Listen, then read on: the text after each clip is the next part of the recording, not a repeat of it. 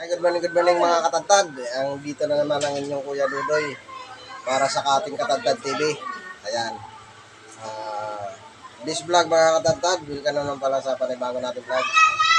Ay, babalik ko na naman ngayon mga katantad kung paano tayo magkalas ng ating baboy paninda. Sa araw na ito, Lunes. Ay mga katantad, napakalaki ng ating panindang baboy ngayon mga katantad. Ay mga katantad, sana ay magustuhan ng ating video. Salamat.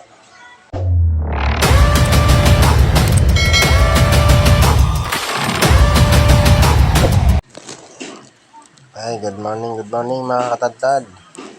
Isang mapagpalang umaga na naman sa ating lahat. Ngayon po ay araw ng Lunes. Ay, welcome na naman sa panibago nating vlog mga katantad.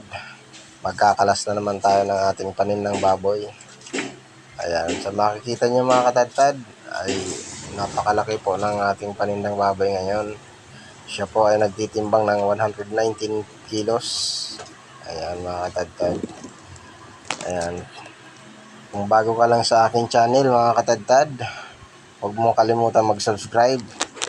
Ayan, para sa mga baguhan pala natin magbubutcher, magtitindero, or maging chopper, o magtitinda sa palengke. Ayan, sana po may maitulong itong ating munting video para sa inyo. Para makadagdag sa inyong kaalaman na paano magkalas ng baboy paninda. Ayan mga katantad. Ayan, sundan nyo lang po ang aking video tungkol dito sa pagkakalas ng ating baboy na ating paninda. Bali po dito, ang ipapakita ko po sa inyo ay kakaiba po ng pagtatastas ng baboy sa kanilang kagaya na papanood nyo. Kasi dito po ay ang hulihan nating pata ay putol po ang ating hulihan pata rito. Hindi po tayo nagbubuo ng hulihang pata. Katulad niyan po na ipapakita ko ngayon sa inyo. Ayan.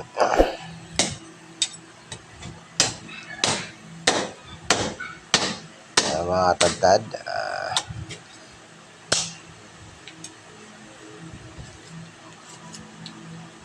Ayan mga katantad. Dito po ay nagpuputol na tayo ng hulihang pata mga katantad. Kung makikita nyo ay hindi talaga siya buo mga katantad. Ang tawag sa amin dito ay putol. Kakaiba naman po tayo ng estilo ng pagkakalas ng baboy paninda. Itong pinapakita ko sa inyo ay yung estilo ng pagkakalas namin ng baboy dito sa aming tindahan. Ayan mga katantad. Makita mo, nagtatanggal na tayo ng balakang or ang ating sa may buntot. Ayan, tinatanggal na natin yan. Ganyan lang tayo kadali magtastas mga katantad. Ayan. Kaya para sa mga buhag-buhan pa lang magbubutcher dyan or mga chopper, panoorin nyo ito ng kahit pa paano may maitulong sa inyo.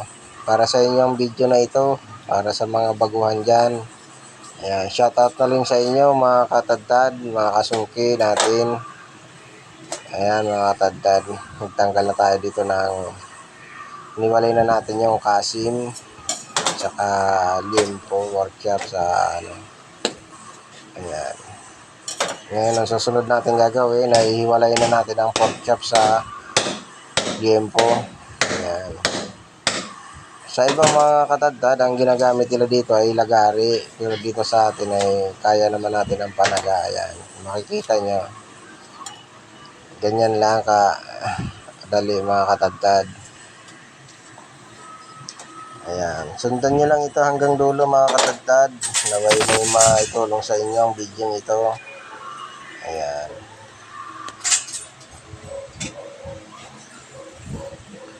Ayan, ang susunod natin mga katantad ay tapos na tayo sa pigi, tapos na rin sa limbo. Susunod na natin yung tagtanggal ng ribs sa may kasim. Ayan. Ganyan lang kadali mga katantad. Sundan nyo lang ang aking video. Ayan. Ngayon pa lang mga katadtad, nagpapasalamat na ako dyan sa mga baguhan nating viewers, subscriber. Yan. Kung baguhan ka pa lang sa ating YouTube channel ay huwag nyo lang kalimutan na subscribe ang Katadtad TV kung nagustuhan nyo ang mga video natin. Ayan mga katadtad, dito ay magtatanggal na tayo ng mga taba-taba na mga hindi maganda. Ayan, tinatanggal natin yan, linilinis pala. Tsaka tatanggalin na natin yung patang unahan. Yung pagtanggal ko pala dito ng patang unahan ay kasama na yung bias mga katadtad. Ayan, kung nakikita nyo, kasama po ang bias dyan. Ayan. Sa iba naman po ay pinuputol na agad nila yan, naiiwan ang bias sa kasim, kaya parang nagdodoble sila ang gawa. Ayan, ganyan lang mga katadtad ang talagang pagkakalas ko ng baboy. Kanya-kanya naman tayo ng estilo ng pagkakalas ng baboy. Basta ang ipapakita ko lang sa inyo ay yung estilo ko ng pagkakalas ng baboy paninda sa palengke. Ayan mga katadtad, ganyan lang. Tapos na natin yung kalahati. Yung kalahati na naman ang ating tinatastas. Ayan mga katadtad, napakatalas mo talaga pala dito ng ating kutsilyo. Ayan mga katadtad, kaya ganyan katalas yan mga katadtad, ay talaga namang alagang-alaga natin yan. Ayan, nagtatanggal na po tayo ng lumo or tenderloin. Ayan, iwalay na natin yung pigi at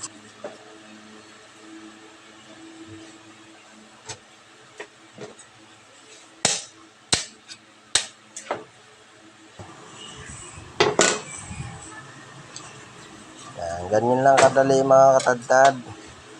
Sa una lang mahirap yan mga katadtad, pero pag nakuha nyo na yan ay madali na yan mga katadtad. Ayan. Kasi ako nag-umpisa rin talaga ako sa tagabalat lang ako dati ng ulo or nanonood lang. Sa totoo lang wala naman talaga nagturo sa akin alas ng baboy. Ako yung nanood lang talaga, at saka sinaulo ko na rin yung mga bagay-bagay na anong proseso, mga style ng pagkakalas ng baboy. Kaya hanggang sa natuto na ako.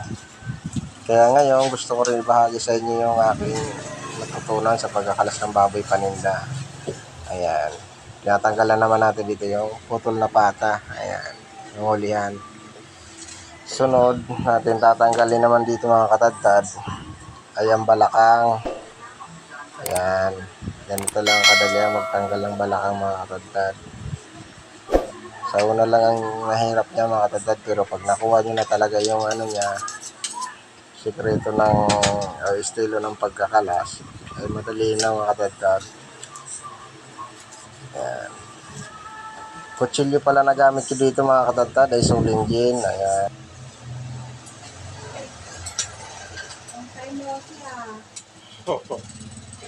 Ayan mga katadtad, medyo may kamahalan kasi talaga sulit din mga katadtad, pero talaga sa talas naman mga katadtad ay wala ka namang katalo-talo sa talas mga katadtad.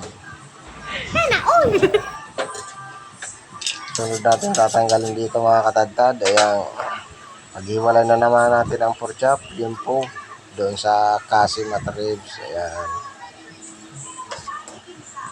dati mga katadtad ang pagkalas ko ng baboy ay diretso tanggal na ngayon ginagawa nyo ka na yan para maipakita sa inyo na pwedeng ganyan, pwede rin diretso ang pagkakalas ng baboy. Ayan mga katadtad, iwalay naman natin yung limpo sa pork chop. Ayan, kung nakikita nyo. Ayan, ganyan lang mga katadtad. Basta sundan nyo lang hanggang dulo ito mga katadtad. At kung gusto nyo pa ng iba pang video, panoorin nyo lang dito sa aking channel sa Katadtad TV. Ayan, marami po tayong i-upload dyan na mga video tungkol sa araw-araw na nangyayari sa tindahan. Yun lang naman ang biniblog ko mga katadtad, yung mga buhay-buhay tindero dito sa ating tindahan. Yan, gusto ko lang ipakahagi sa inyo yung mga video. Ayan, ganyan ako magtanggal ng ribs mga katadtad. Yan, nakikita nyo. Ayan, nagpapasalamat pala ako sa mga katadtad natin dyan na patuloy na nanonood dito sa ating munting video. Ayan, katulad ng dati mga katadtad, tatanggalin natin yung mga taba-tabang may mga dugo-dugo yan mga katadtad. Yan ang paglilinis ng kasi mga katadtad. Ayan. Sunod naman natin tatanggalin na yung pata na mga katadtad. Katulad pa rin ng dati, yung nauna, kasama pa rin yung bigas sa may pata. Oh, ayan. Kung nakikita nyo mga katadtad. Oh. Ayan mga katadtad. Yan mga katadtad. Ang pagkalas ng baboy paninda. Ayan. Ayan pala mga katadtad. Nagpapasalamat pala tayo dyan sa mga ating mga kasuki natin na walang sawang suporta. And din sa mga katadtad natin. Ayan. Para sa mga baguhan, huwag kalimutan mag-subscribe kung nagustuhan nyo ang ating munting video na in-upload ngayong araw na ito mga katadtad. Ayan, tapos na tayo magkalas ng baboy na ating paninda mga katadtad. Ayan, sa nakikita nyo. Ayan, nagpakasabit na ho yan mga katadtad. Ayan, ayan ang ating pigi. Ayan, napakalaki po ng baboy talaga natin ngayon sa araw ng Lunes mga katadtad. Ayan mga katadtad, hanggang dito na lang. Salamat sa inyong panonood. Bye bye.